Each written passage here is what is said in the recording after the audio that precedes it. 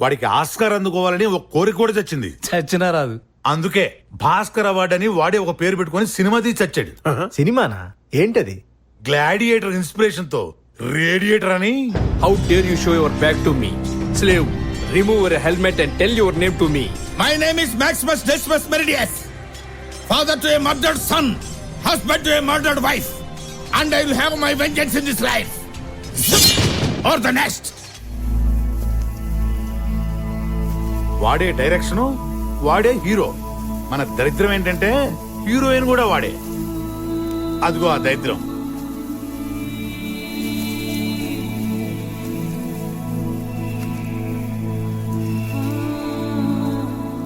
మా mummy daddy బ్లెస్సింగ్సే లేకపోతే నేనింత వాడిని అయ్యేవాడిని కాదు.